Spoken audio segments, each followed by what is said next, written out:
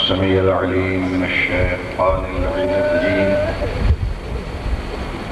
بسم الله الرحمن الرحيم. الحمد لله رب العالمين،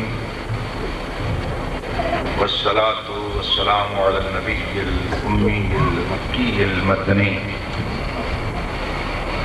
الابته التهامي السيد البهي السراج البدي كوكب الدري صاحب الوقار والسكينة المدفون بأرض مدينة بالقاسم محمد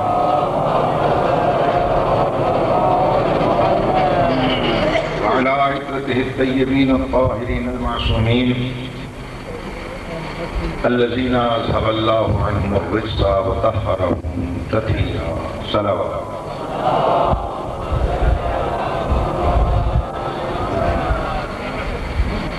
أما بعد، فقد قال الله تبارك وتعالى في كلامه المبين وهو أصدق الصادقين. بسم الله الرحمن الرحيم. قد جاءكم من الله نور وكتاب مبين. حضرات محترم، دامن وقت میں گنجائش نہیں ہے کہ میں تفصیلات میں جا سکوں، چونکہ مجھے اور میرے بھائی مختار صاحب کو 5 بجے سکھر ایئرپورٹ پہ ہونا چاہیے. اس لیے میں ظاہر ہے کہ محدود وقت میں لامحدود وسعتوں کو سمیٹ نہیں سکتا.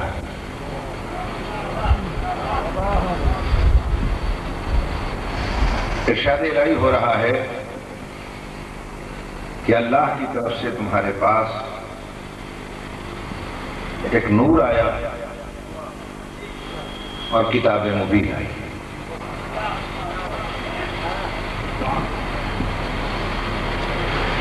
اب چونکہ تفصیل کا وقت نہیں ہے، اس لیے ہم نے عالم تصور میں 1400 سال کا سفر طے کر کے سرکار کی بارگاہ میں پہنچ کر دست بستہ پوچھا کہ سرکار، وہ نور کون سا ہے جو کتاب مبین بھی لایا اور نور بھی؟ اب سرکار کی بارگاہ، سبحان اللہ، دنیا لغت میں کوئی ایسا لفظ آج تک پیدا ہی نہیں ہوا جو بتا سکے کہ سرکار دو عالم کی بارگاہ کا منظر کیا تھا.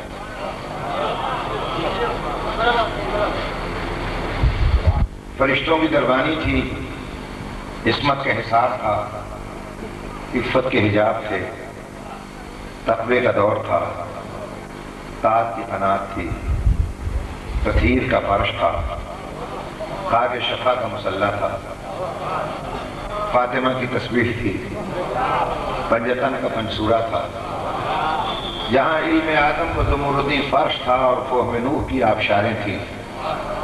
صبر ایوب کا ستون تھا، زہد یحییٰ کی سخت تھی، جمال یوسف کی گلکاری تھی، ہیبت موسیٰ کا پہرا تھا، طریقت عیسیٰ کا جادہ تھا، باب مدینۃ العلم کا دروازہ تھا جس پر تطہیر کی چلمن لٹکی ہوئی تھی اور ولایت کی اینٹوں پر عصمت کا پلستر تھا. فی بیوت نظر اللہ تحفہ کا تورا لٹکا ہوا تھا. پورے ان کی محفل کا اہتمام کر رہی تھی، ملک در پہ قیام کر رہے تھے. ہم لوگ رانی پور سے جا کر انہیں سلام کر رہے تھے.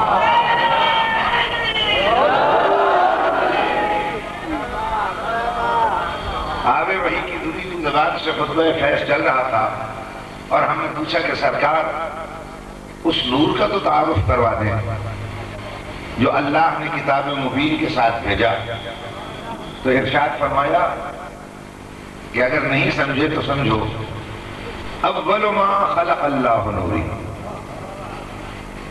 سب سے پہلے اللہ نے میرا ہی نور تو پیدا کیا، وہ میرا نور تھا جسے سب سے پہلے پیدا کیا، اور پھر ارشاد فرمایا کہ انا وعلی من نور واحد، میں اور علی ایک ہی نور سے، یعنی اللہ نے ایک نور بنایا، اس کے دو ٹکڑے کر دیے، آدھا نبی تھا آدھا ولی تھا، آدھا محمد تھا آدھا علی تھا۔ دوستان محترم، میں مجبور ہوں کہ میرے پاس وقت بہت محدود ہے، میں کامل تشریح میں نہیں جا سکتا۔ مولانا ہمارے مفتی صاحب تشریف رکھتے ہیں، وہ بھی میرے بعد خطاب فرمائیں گے۔ میں ان کے علاقے جانو والے میں گیا تو وہاں ایک مولوی صاحب نے مجھ سے پوچھا، کہنے لگے کہ کیا اللہ مجبور تھا؟ میں نے کہا کیوں؟ کہنے لگے اس کے قبضہ قدرت میں نہیں تھا کہ وہ علی کے لیے دوسرا نور پیدا کر دیتا؟ بھائی یہ نور جو بنایا تھا یہ سرکار دو عالم کے لیے رہنے دیتا، علی کے لیے علیحدہ نور کر لیتا، پیدا کر لیتا، یہ کیا کہ ایک ہی کے دو ٹکڑے کر دیے، وہ دوسرا نہیں پیدا کر سکتا تھا؟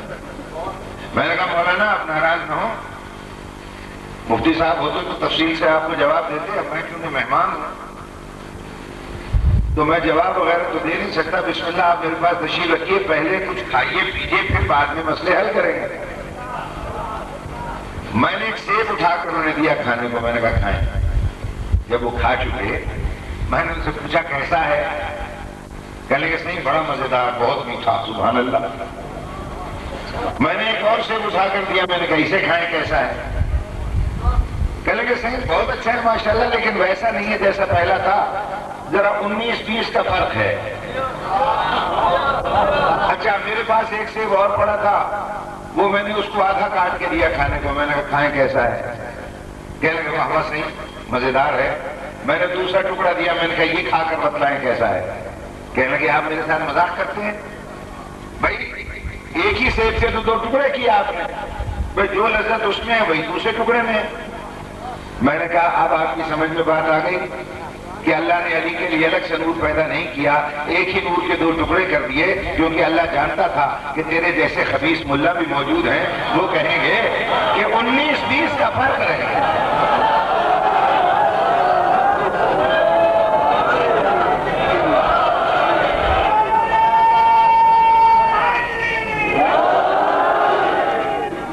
بھائی اس طرح سے ذرا جاگ کے نعرہ لگائیں، نعرہ تکبیر، نعرہ رسالت، نعرہ حیدری۔ توجہ ہے میرے محترم صاحب؟ اول ما خلق اللہ نوری، سب سے پہلے اللہ نے میرا نور پیدا کیا اور اسی کے دو ٹکڑے کر دیے، میں اور علی اسی ایک نور سے، آدھا ٹکڑا میں، آدھا ٹکڑا میرا بھائی علی۔ توجہ ہے میرے محترم دوستو؟ اور اب میں کیا عرض کروں آپ کی خدمت میں دوستو، بنایا سب سے پہلے، بھیجا سب کے آخر میں۔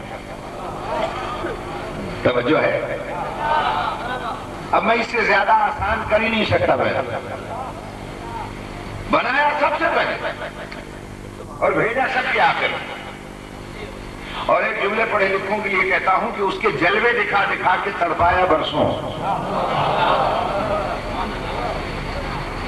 میں کہتا ہوں یا اللہ جس نور کو پہلے بنایا تھا اسے پہلے بھیج دے، تازہ تازہ مال ہے بھیج دے، باقی جتنے نبی ہیں چھوٹے چھوٹے وہ بعد میں آتے رہیں گے۔ ارے میں نے ہر مولانا سے پوچھا، میں نے کہا مولانا مجھے بتلائیں کہ جب آخر میں بھیجنا تھا تو آخر میں بنا دیتا، بنایا سب سے پہلے اور بھیجا آخر میں، اس کا فلسفہ کیا ہے؟ تو آپ کو پتا ہے میں کوئی بڑا عالم تو ہوں نہیں، میں معمولی طالب علم ہوں، میں روزمرہ کی چیزیں دیکھتا ہوں، وہیں سے نتیجے نکالتا ہوں. یہ علماء تو بڑی بڑی کتابوں سے نتیجے نکالتے ہیں، تو میں روزمرہ کی چیز دیکھتا ہوں. فیصل آباد میں کانفرنس تھی، سیرت کانفرنس میں میری تقریر ہو رہی تھی. رات کا وقت تھا، پاورفل بلب روشن تھے، پورا پنڈال بغیر نور بنا ہوا تھا. ہر مذہب کا مولانا وہاں بیٹھا تھا اسٹیج پر، اور تیز بلب کے نیچے سر ان کے چمک رہے تھے. خوبصورت ان کی داڑیاں، خوبصورت ان کے چہرے، ایک ایک شے نظر آ رہی تھی دور سے، اتنا نور تھا. بلب جل رہے تھے، سینکڑوں بلب لگے ہوئے تھے. اچانک باپٹا کو دورہ پڑ گیا لوڈ شیڈنگ کا. توجہ ہے دوستو؟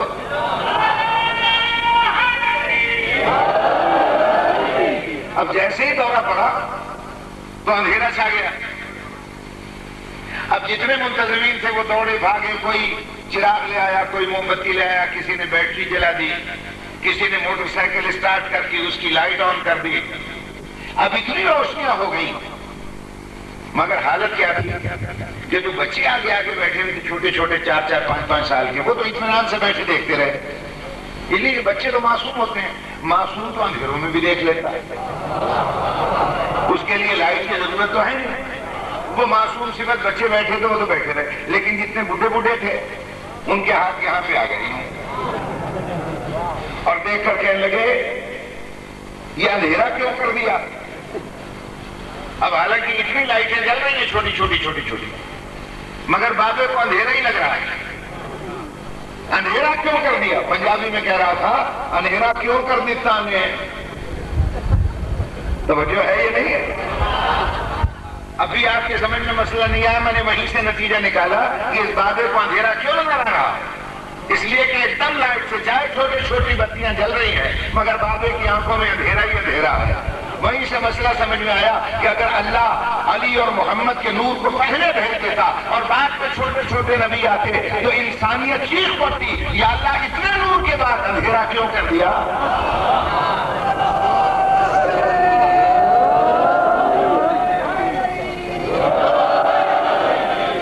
لہذا اللہ نے کہا کہ کسی کی توہین نہ ہونے پائے.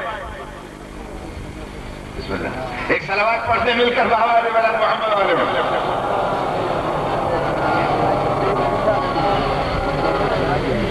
صلوات کے بارے میں بھی ایک پیغام سن لیجیے.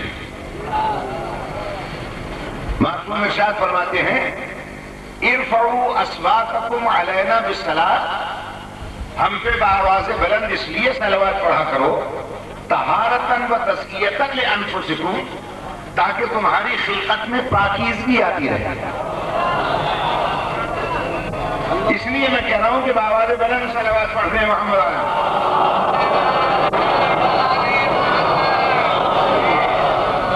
مل کے پھر بآواز بلند صلوات پڑھتے ہیں محمد علیہ.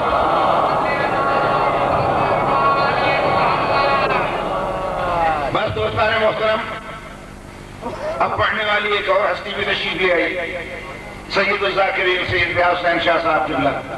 اتفاق سے انہوں نے بھی اسی جہاز سے جانا ہے.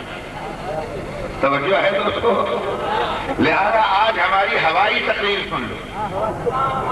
میرے عرض کرنے کا مقصد یہ ہے دوستان محترم کہ بنایا سب سے پہلے اور بھیجا سب کے آخر میں.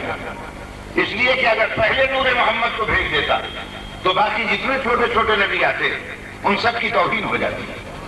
لہذا اس نے کہا ان کو توہین سے بھی بچاؤں گا، بناؤں گا پہلے اور بھیجوں گا آخر. اور میں کہتا ہوں یا اللہ اگر آخری میں بھیجنا تھا تو آخر میں بنا دیتا. یہ پہلے بنانے کی کیا ضرورت تھی؟ بات سمجھ میں آ رہی؟ بھائی نور محمد کو آخر میں بنا کر بھیج دیتا، یہ پہلے بنانے کی کیا ضرورت پڑ گئی تجھے؟ جواب ملا کہ میں ان ملاؤں کی ذہنیت کو سمجھتا ہوں، میں عالم الغیب ہوں. یہ مجھ پر بھی اعتراض کر دیں گے اگر میں نے 1,24,000 پہلے بنائے اور محمد جیسا لاجواب شاہکار آخر میں بنائے. تو یہ ملا کہیں گے اللہ بنانے کی پریکٹس کرتا رہا، جب پریکٹس کرتے کرتے ماہر ہو گیا تو لاجواب شاہکار محمد کو بنا دیا. اس لیے کہ یاد رکھیے آپ، کسی فنکار کا نقش اول شاہکار نہیں ہوتا. اس کے لیے پریکٹس چاہیے. پریکٹس کرتے کرتے وہ صورت آتی ہے کہ پھر لاجواب شاہکار بنتا ہے. توجہ ہے دوستو؟ اللہ نے کیا بات کی ہے کہ پھر کہیں گے 1,24,000 بناتے بناتے ماہر ہو گیا، لہذا لاجواب شاہکار بنا دیا، لہذا میں نے پریکٹس کے الزام بھی نہیں لوں گا، پہلے ہی ایسا بنا دوں کہ وہ لاجواب ہے.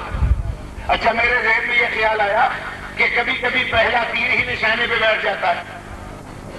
ہم چھوٹے چھوٹے ہوتے تھے نا تو ہم تیر کمان بنا کر نشانے لگاتے تھے.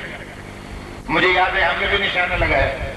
وہ ساتھی چھوٹے چھوٹے دوسری تیسری میں جو تھے وہ بھی بڑے تیز تھے. اتفاق سے میرا نشانہ پہلے ہی لگ گیا ٹھیک وہ گول دائرہ بنا کر کوئلے سے سینٹر میں. تو میں نے کہا دیکھا میں نے کیسا نشانہ لگایا. وہ ساتھی بڑے چالاک تھے، انہوں نے کہا صحیح پھر لگا کے دکھا. میں بھی سمجھ گیا کہ پھر ایسا لگے گا نہیں. میں نے کہا ہم بھی ہر وقت بار بار کمال نہیں دکھاتے، میں ایک دفعہ دکھا دیا. توجہ ہے یا نہیں ہے؟ اللہ نے بھی یہ دیکھا ایسا نہ ہو کہ یہ ملا پھر اعتراض کر دے کہ بائی چانس اللہ سے محمد ایسا لاجواب شاہکار بن گیا، اچانک بن گیا، اگر پھر بناتا تو نہ بنتا. اللہ نے کہا فکر نہ کرو، اگر میں نے اس کے ساتھ کی پوری 1 درجن کاپیاں نہ بنائی تو اللہ میرا نام لے.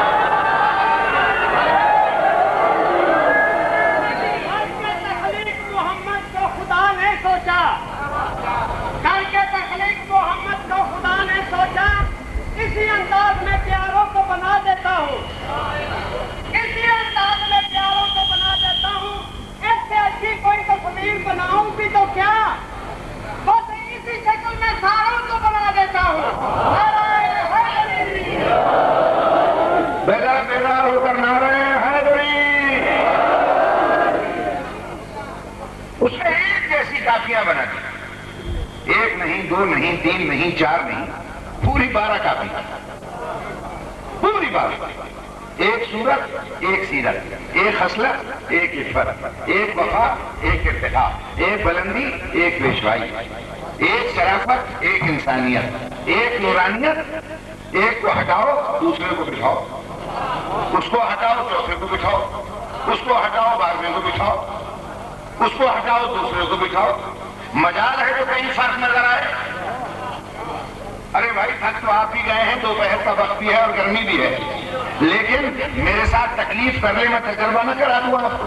ذرا میرے ساتھ چلے چلے، بڑے کو ہٹا دیں، چھوٹے کو لٹا دیں، چادر کو اڑا دیں، پہچان جائیں تو مجھے پکڑ لیں.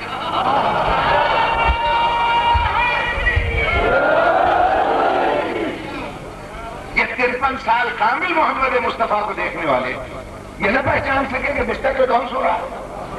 یہ ساری رات کہتے رہے ہاذا محمد النائم، یہ ہمارا محمد سو رہا ہے، یہ ہمارا محمد سو رہا ہے. یہ ان کو دھوکہ کیوں پڑا رہا، یہ کیوں دھوکے میں رہے؟ اس لیے کہ ایک تصویر تھی. آج بستر سے نور بھی وہی نکل رہا تھا، جسم سے خوشبو بھی وہی آ رہی ہے. اس لیے کہ ابو جہل نے کہا کہ جہاں سے محمد گزرتے تھے خوشبو آتی تھی، اور ام المومنین فرماتی ہیں کہ حضور کے ماتھے سے اتنا نور نکلتا تھا کہ ہم رات کے وقت سوئی تلاش کر لیتے تھے. توجہ ہے دوستو؟ لیکن آج بستر پہ کیوں علی کو لٹایا؟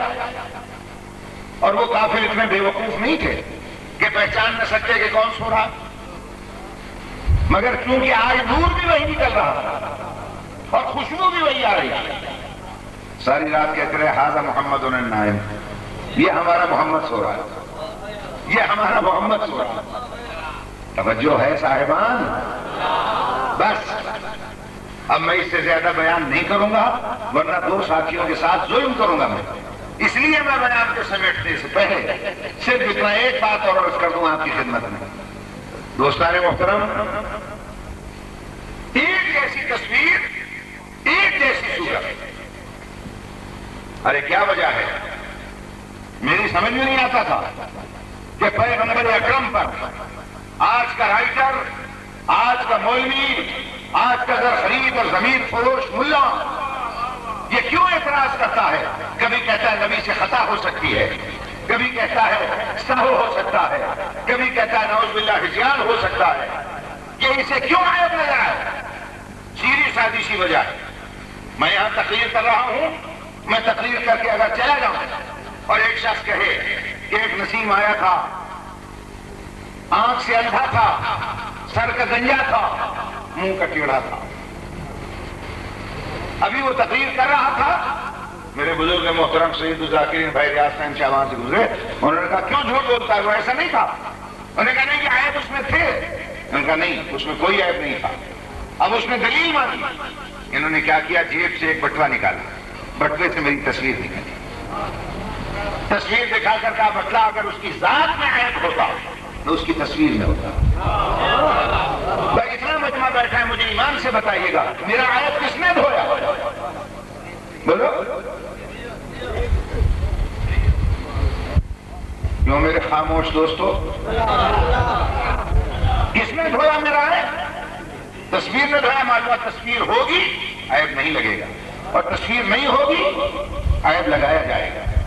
محمد مصطفیٰ کی ذات پر بشریت کے، صحت کے، نسیان کے، ہجیان کے عیب انہوں نے لگائے ہیں جن کے پاس محمد کی کوئی تصویر نہ تھی، ہم نے نہ لگائے، ہمارے پاس اس کے 12 فوٹو تھے۔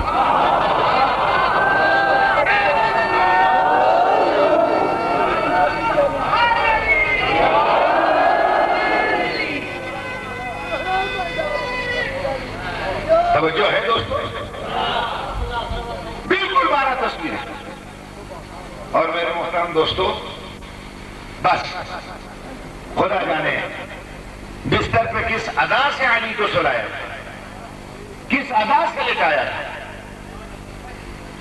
کہ علی کا سونا دیکھ کر کبھی نہ سونے والا علی کے سونے پہ عاشق ہو گیا، اور اس نے کہا کہ یہ سونا میں کیوں نہ خرید لوں؟ تفصیلات پھر کبھی آئیے گا انشاءاللہ کل خیر پور میں، تو میں تفصیلات میں جاؤں گا، آج صرف اتنا عرض کرتا ہوں کہ اس نے اس سونے والے سے سارا سونا خریدا، لیکن اس نے کہا بات سن سونے والے، قیمت ابھی نہیں دوں گا، قیمت دوں گا قیامت کے دن۔ اس نے کہا ارے اتنا لمبا ادھار، قیامت کا ادھار، ایسا نہ ہو بڑے سے سودا ہے، میرا مال واپس کر دے پھر کیا ہوگا؟ اللہ نے کہا فکر نہ کر، سودے کو پکا کرنے کے لیے میں بیانہ دیتا ہوں۔ بیانہ سمجھتے ہیں کیا کہتے ہیں اسے؟ ایڈوانس، انہوں نے کہا چلو ایڈوانس دیتا ہوں۔ ایڈوانس کیا دیا اس نے کہ یہ جنت ایڈوانس،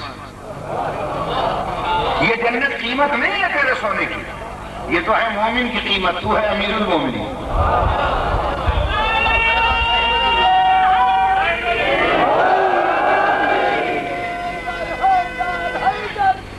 یہ ہے مومن کی قیمت، تو ہے امیر المومنین۔ اس نے ایڈوانس میں جنت دے دی، اور بیان لیجئے میرا یہیں پہ ختم ہو گیا۔ تھوڑے دنوں کے بعد اسی سونے والے کی بہت بڑے گھر میں شادی ہو گئی، سمجھ میں آ رہی ہے بات؟ شادی اتنے بڑے گھر میں ہوئی کہ اس سے بڑا گھر کوئی نہیں تھی، اور دلہن اتنی بڑی آئی کہ اس سے بڑی کوئی دلہن نہیں تھی۔ اب اس سونے والے نے سوچا کہ میں اپنی دلہن کو منہ دکھائی میں کیا دوں، میں جو اس کا منہ دیکھوں گا تو کیا دوں اسے؟ اس نے ایڈوانس میں ملی ہوئی جنت منہ دکھائی کے طور پہ بیوی کو دے دی، بیوی بن گئی خاتون جنت۔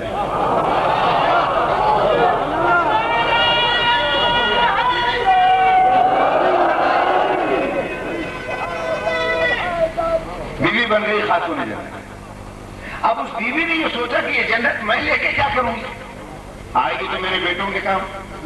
اس نے اپنے بیٹوں کے نام منتقل کر دیا، اور انتقال کی اپلیکیشن پر رسول نے انتقال درج کر کے مہر لگا دی، الحسن والحسین سیدہ شباب اہل جنت۔ توجہ ہے دوستو؟ بس بیان میرا ختم ہو گیا۔ میرے عزیزوں، میرے بھائیوں،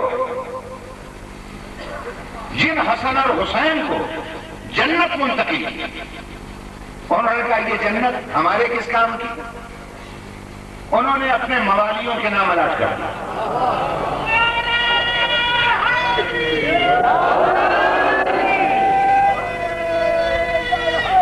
دوستان محترم، رونا ہے تو اسی بات کا، افسوس ہے تو اسی بات کا. ظاہر ہے کہ مسائل پڑھنے کے سلطان بیٹھے ہیں میرے سامنے، ورنہ میں تفصیلات میں لے جاتا آپ کو. دکھ ہے تو اسی بات کا کہ جن شہزادوں کے نام جنت ہوئی اور انہوں نے اپنے موالیوں کے نام وقف کر دیا، اس کا بدلہ امت نے یہ دیا کہ دونوں کی قسمت میں تیر لکھی ہے. حسن کی قسمت میں بھی، حسین کی قسمت میں. اس کی مقدر میں بھی تیر، اس کے مقدر میں بھی تیر. فرق تھا تو صرف اتنا تھا، ایک کے جنازے پہ تیر تھے، دوسرے کا تیروں پہ جنازہ تھا. خدا کی قسم، میں یہ اپنی طرف سے نہیں کہہ رہا. ارے ساری زندگی امام حسن نے پبلک سے کچھ بھی تو نہ مانگا، کوئی شے نہیں مانگی، اور مانگا تو آخری عمر میں صرف ایک شے مانگی کہ میرے مرنے کے بعد میری میت میرے نانا کے پہلو میں دفن کر دیں. کیوں بھائیو؟ کوئی قیمتی چیز تو نہیں مانگی تھی. نانا کے پہلو میں میری میت کو دفن کر دینا. پھر اس کی آنکھیں بند ہو گئی، اس کا جنازہ اٹھا، بھائیوں نے سجا دیا، بہنوں نے تیار کیا، جنازہ گھر سے باہر نکلا. شریف لہو کے لیے فطرہ ہے، عام لہو کا میں ذمہ دار نہیں. شریف گھرانوں کی طرح بہنیں دروازوں پہ رک گئی. جنازہ چلا گیا، مگر دنیا کا پہلا جنازہ تھا جو جا کے پھر واپس آ گیا. اور بہن نے آواز دے کر کہا بھیا ایسے تو کبھی کسی فقیر کا جنازہ بھی واپس نہیں آتا. تو بھائی نے جواب میں کہا بہن زینب آؤ، پہلے مل کر وہ تیر تو نکالیں گے جنازے میں. حسن کے جنازے پہ تیر تھے، حسین کا تیروں پہ جنازہ تھا. بس ختم ہو گیا بیان. تبرکاً دو جملے اور کہہ کر بیان ختم کرتا ہوں. کیوں میرے سننے والوں ایمان سے بتائیے گا، یہ ذاکرین، یہ علماء جو میرے ارد گرد بیٹھے ہیں، میں ان سے پوچھتا ہوں کہ حسن کے جنازے سے تیر نکالے گئے یا نہیں؟ نکالے گئے. بہنوں نے نکالے، بھائیوں نے نکالے، بیٹوں نے نکالے، بیٹیوں نے نکالے. اور جس کا تیروں پہ جنازہ تھا، مجھے ایمان سے بتائیے کیا اس کے تیر کسی نے نکالے؟ آپ کہیں گے شاید نکالنے والا کوئی نہیں تھا. نہیں، اللہ رکھے اس کی بہن بھی تھی، اس کی بیٹی بھی تھی، اس کا بیٹا بھی تھا. ہو سکتا ہے آپ سوچیں شاید جنازے تک نہیں پہنچے. نہیں، ظالموں نے ان کو گزارا بھی وہیں سے. بہن کو وہیں سے گزارا جہاں بھائی کا جنازہ بکھرا ہوا تھا. میں پوچھتا ہوں کیا بہن نے تیر نکالے؟ بولو، نہیں نکالے. کیوں؟ کیا اس کا دل نہیں چاہتا تھا کہ بھائی کے جسم تیر نکال لوں؟ کیوں نہ نکالے؟ بس اب یہ آپ کی فہم پر چھوڑتا ہوں، چونکہ بیان میں نے یہی ختم کر دینا ہے. میرے دوستو، تیر نکالے جاتے ہیں ہاتھوں سے، تیر نکالے جاتے ہیں ہاتھوں سے. اور میرا 12 امام فرماتا ہے میرا سلام ہو میری اس دادی پر جس کے ہاتھ گردن سے بنے ہوئے تھے. کسی نے بھی تو تیر نہ نکالے. اب آئیے آخر میں ایک جملہ اور سن لیجیے، اور یہ مقتل کے فکرے ہیں جو میں عرض کر رہا ہوں. جب کسی نے تیر نہ نکالے تو میرے مولا کا وہ وفادار دلجنا، وہ وفادار گھوڑا، وہ دلجنا، کہ جب اس نے دیکھا کہ میرے سوار کے کسی نے تیر نہیں نکالے اور جسم تیروں پہ ہے، تو خدا کی قسم مقتل میں ہے کہ اس نے میرے مولا کی اس بکھرے ہوئے ٹکڑوں کے ارد گرد بھاگنا شروع کیا. بھاگتا بھی رہا. اب جتنے تیر آئے وہ اپنے بدن پہ لیتا گیا. یہ سمجھنا ہم سے پوچھتے اس کی شدید کیوں نکالتے، اور تاریخیں پڑھو. اس نے سارے تیر اپنے بدن پہ لے لیے اور قریب جا کر مولا کے جسم نازنی سے دانتوں سے تیر پکڑتا اور باہر نکال کے تیر پکڑتا اور باہر نکال کے جب سارے تیر اس نے نکال دیے تو اب خیام کی طرف چلا اور مقتل کے فکرے یہ ہیں کہ اس کی جو آواز نکل رہی تھی اس میں سے آواز آ رہی تھی الزلیمہ الزلیمہ الزلیمہ. لوگوں ظلم کا ریکارڈ ٹوٹ گیا لوگوں ظلم کا ریکارڈ ٹوٹ گیا. اور جب خیمے میں پہنچا تو ایک ایک بیوی کو غور سے دیکھا اور جب اس کو وہ بچی نظر آئی جو باپ کے سینے پر سوتی تھی تو ذوالجلالہ نے اپنی خون آلود پیشانی بی بی سکینہ کے قدموں پہ رکھ دی بی بی سکینہ کے قدموں پہ رکھ دی اور بچی نے دو معصوم باہیں اس کے گلے میں ڈال کر ٹھنڈی سانس لے کر صرف اتنا پوچھا یا مرکبہ ابھی او میرے بابا کی ذوالجلالہ او میرے بابا کی سواری مجھے صرف اتنا بتا دے السقیا ابھی ام قتل عطشانا میرے بابا کو پانی ملا تھا یا پیاسا سوا ہو گیا پانی ملا تھا یا پیاسا سوا ہو گیا. اور اس کے بعد مقتل میں ہے کہ اس نے کیا کیا کہ میری شہزادی کی چادر کو اس نے دانتوں سے پکڑا اور اشارہ کر کے میدان کی طرف چلا. اور جب علی کی بیٹی میدان کی طرف جا رہی تھی تو فضا میں آواز گونج رہی تھی راستہ چھوڑ دو سیدانی کو راستہ دے دو راستہ چھوڑ دو محمد کی بیٹی کو راستہ دے دو. یہ ہیں وہ دردناک کہانیاں دوستو جو ہر سید کے دل میں ناسور بنی رہے گی. یہ ظلم کی داستان اور جب تک ایک بھی مومن موجود ہے اور ایک بھی سید زیادہ موجود ہے ان کہانیوں کو ہم دہراتے رہیں گے. اللہ آپ کی مجلس کو قبول کرے خدا مرید شاہ صاحب کی عبادت کو منظور کرے. میں معافی کے ساتھ میں یہیں پر بیان ختم کرتا ہوں. خدا حافظ.